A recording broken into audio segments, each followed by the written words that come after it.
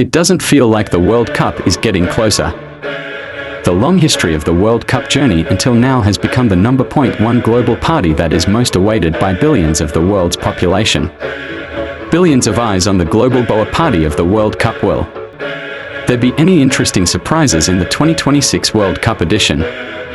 Along with the development of Indonesian football quality. Indonesia's potential to become a surprise country in the 2026 World Cup, with a population of 280 million people, it will raise the passion for the biggest football party.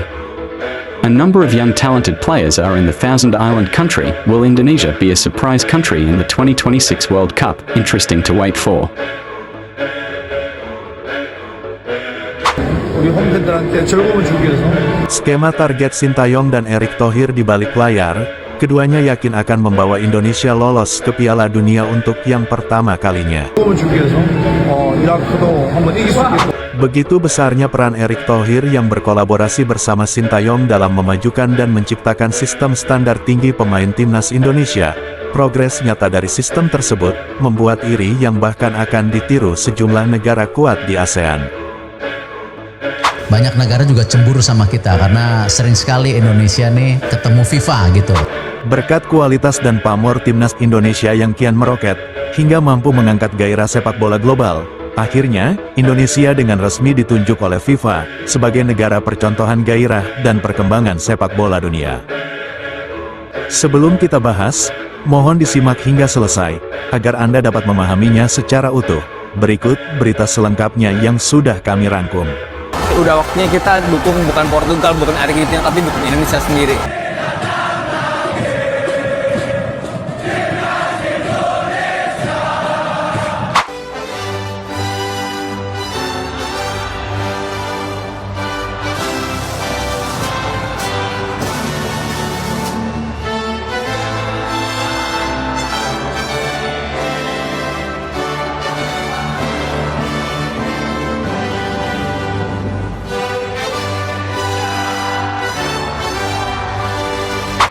Skema target Sintayong dan Erick Thohir di balik layar, keduanya yakin akan membawa Indonesia lolos ke Piala Dunia untuk yang pertama kalinya.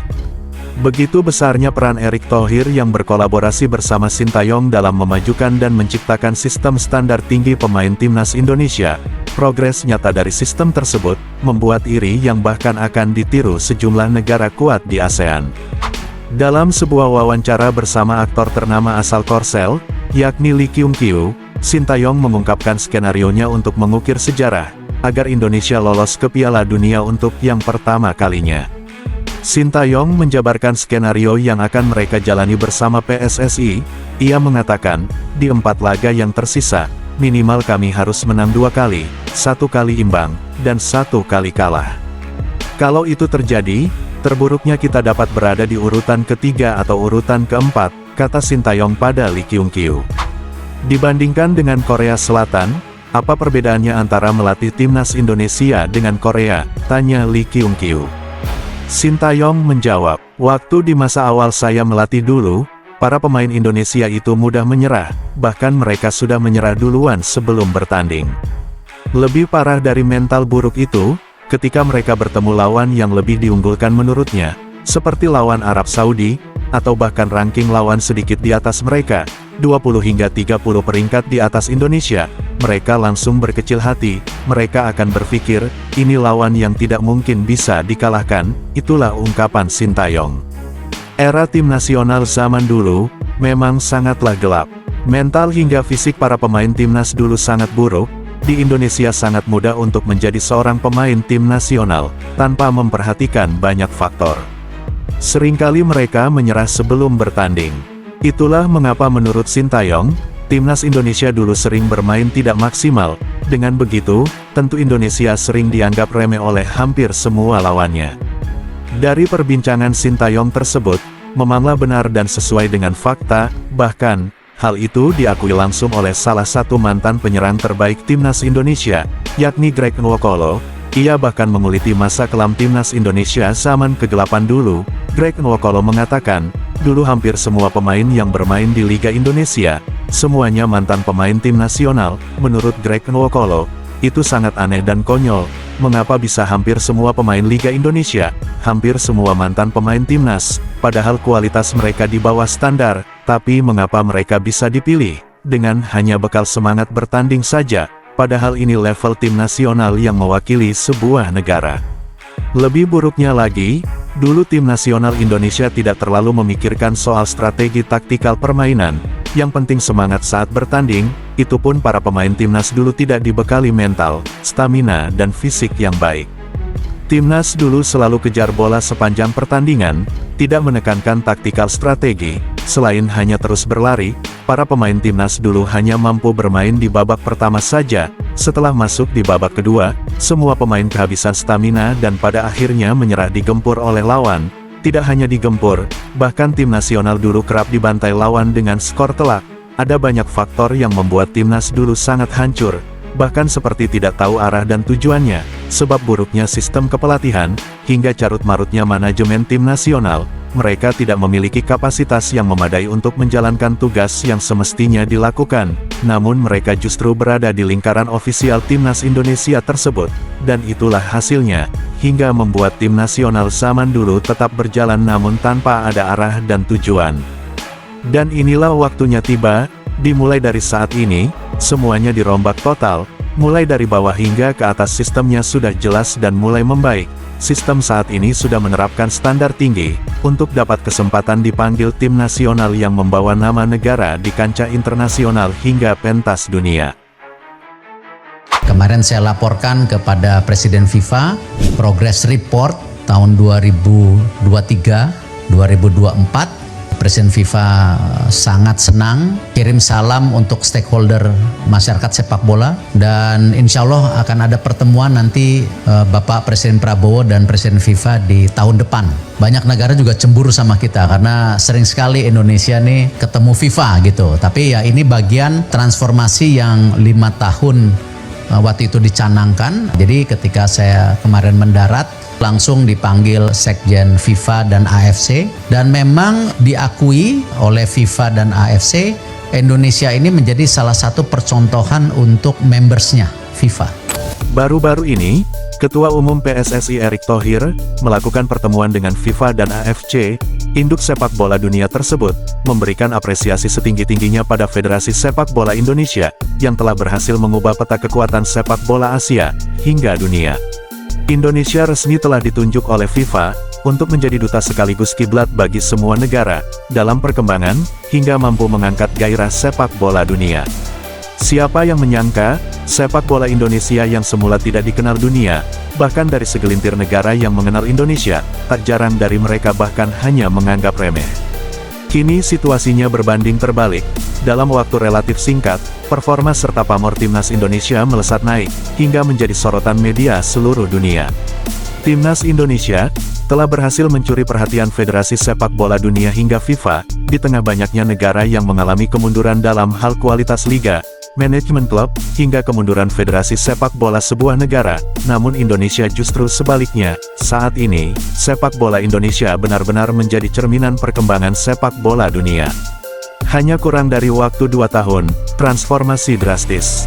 Perubahan secara signifikan sepak bola Indonesia, menjadikan Indonesia ditunjuk FIFA sebagai negara percontohan dunia.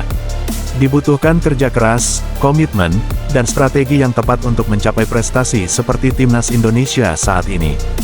Beberapa faktor kunci yang mendorong kemajuan sepak bola Indonesia antara lain: pembenahan struktur organisasi. PSSI sebagai induk Federasi Sepak Bola Indonesia, telah melakukan reformasi besar-besaran. Mulai dari memanfaatkan program naturalisasi atau pemain keturunan, perbaikan tata kelola manajemen, transparansi keuangan, hingga mengembangkan program pembinaan usia dini. Investasi dalam infrastruktur, mulai dari pembangunan banyak stadion modern, lapangan latihan berstandar internasional, dan fasilitas pendukung lainnya telah memberikan dampak positif bagi perkembangan sepak bola Indonesia.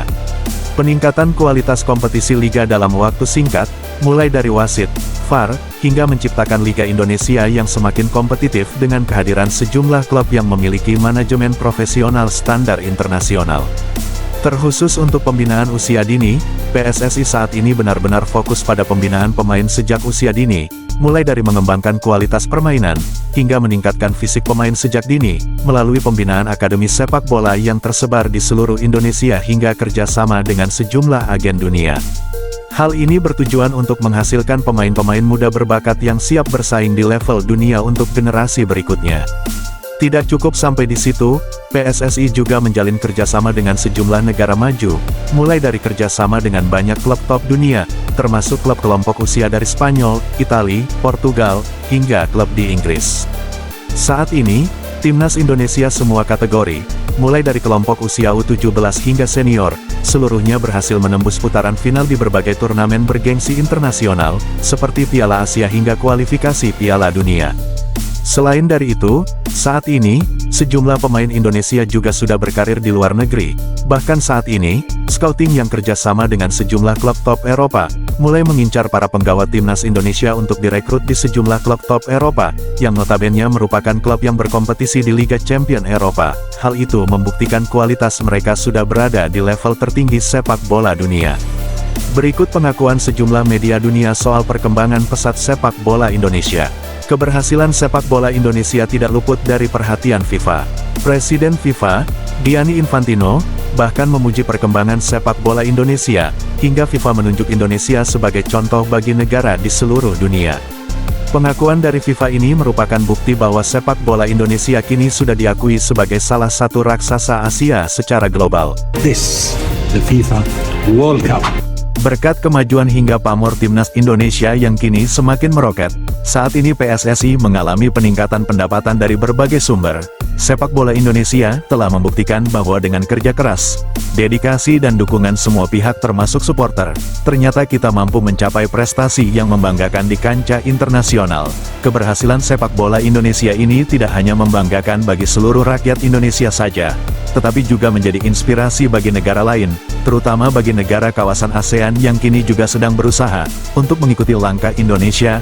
Mereka mengaku sangat ingin memiliki tim nasional selayaknya Timnas Indonesia, beserta bakat mudanya yang sedang dalam proses pengembangan untuk menjadi penerus Timnas di masa mendatang. Sejumlah negara ASEAN saat ini juga gencar meniru langkah yang dilakukan Indonesia untuk memajukan sepak bola di negaranya masing-masing. Nederlandse voetballers ervoor kiezen om voor Indonesië te spelen. Deze fans hier gaan 90 minuten lang door en ze zijn met 77.000. Sebelum meninggalkan tayangan ini, silakan Anda subscribe channel YT Real ini, agar Anda terus mendapatkan berita perkembangan serta informasi jadwal pertandingan Timnas Indonesia selanjutnya. Sampai jumpa di tayangan berikutnya. Bye YT Real.